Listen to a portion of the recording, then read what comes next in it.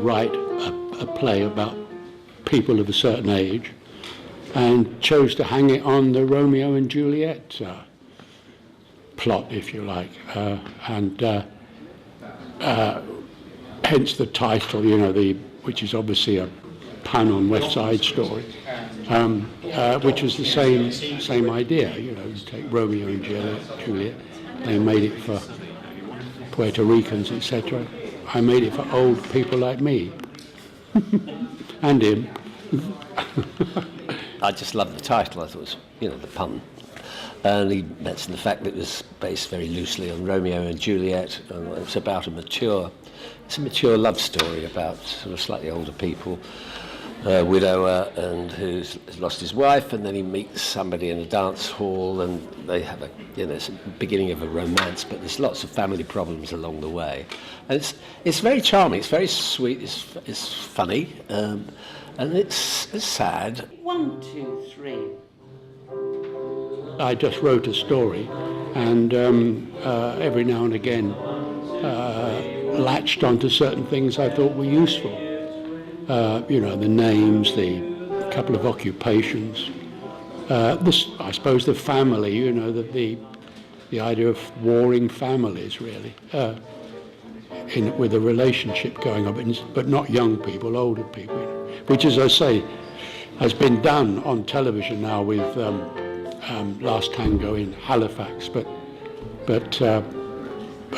this preceded that in its workings. I was a bit miffed when that came out, because it looked as if we ripped that off, So we sort of started. I mean, as you said, he knocked out the book, or at least sketched out the story line, and did a first treatment of the book, and along the way indicated where he thought lyrics would be. And then he'd give me a few lines, or just a mood, the idea of what the song was about, and I'd tinkle. I live up in Suffolk, and he lives, as you know, in Ealing.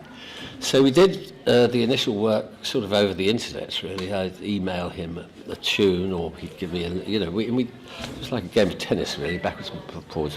Then we got together some weeks ago, actually in the same room to work, to polish, really, to add to things. And we've it's a curious process, I find, writing musicals. I've written with so many different people over the years, and each writer seems to have their own way of putting it together. I mean, particularly songwriters. Some lyricists prefer to have a tune first and set the words to the music, and others much prefer to have a melody to work from. And I don't mind either way.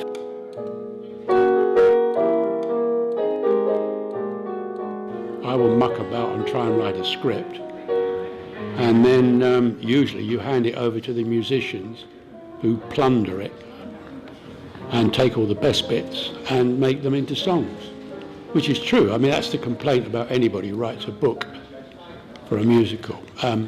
But in this instance, since I wrote the lyrics myself, or tried to with Denis's guidance, once I had sort of set the story down and marked places where we thought songs could go, then Denis and I got together and musicalised those moments.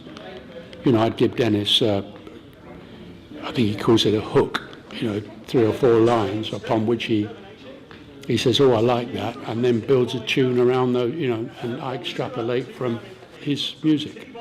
You're writing for whatever the dramatic sort of thrust of the piece is, and hope that the songs are accessible, that they're not too complicated or complex musically, that people can actually sit down for the first time, having never heard them, and actually quite enjoy the experience. So that's the way I kind of approach the music, really. We're always here, we won't disappear. Family, family, nothing in the world compares to family. I think music is magic, absolute magic. And I just admire anybody who can make music, which Denis does wonderfully well. And I just love being with musicians and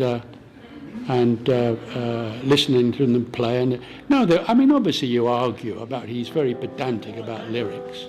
quite rightly so. And a lot of my lyrics are, you know, I'm very much a beginner lyricist, or lyrist, I think the word should be.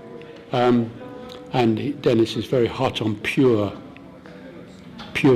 rhymes. You know, you get a lot of impure rhymes, and there are a couple in this that he keeps banging me on the head about, but we'll get them right. We know it's great family, family. Light a cigar and shout a hurrah, family, family. Mother or father or a sis or bro, you'll always know. I think it's a lovely piece. I mean, Richard writes wonderfully well for real people, and there's some lovely moments. And I mean, I don't know what people expect when they come to see a show, actually, unless it's been so highly publicised that they have a good idea of what it's all about. But I mean, with this particular show, I think it has like to think it has an appeal for pretty much every age group, and it's a warm, nice, fun story, and hopefully the music will sort of echo that mood. I just hope it's an entertaining piece. It has no great message, but I just hope it will give a few laughs and a few maybe tears, who knows. And we shall see. It's very exciting, you know, to have something launched. You've got no idea, and you only find out, you learn a bit, you know, you learn obviously in the rehearsal room what could be improved, and then of course you learn when it goes in front of the audience and they tell you, what are the dull bits and what are the good bits. So that's a good thing about the theatre. I've done a lot of television, and of course it goes out and people, you think, oh God, I wish I'd done that differently, but too late by then. But with the theatre, it's, you know, it grows all the time, and you can constantly rework and change things, especially with a musical. I mean, as we all know, musicals are, somebody once said it's writing a musical is about as senseless as putting your head in a bucket of quick-drying cement. And, you know, because the fatality rate is huge.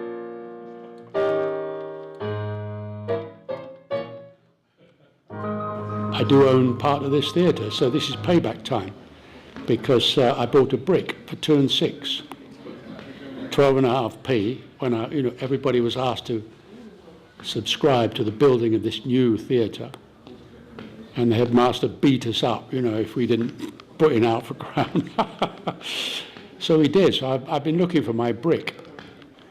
It's around here somewhere, I know it is.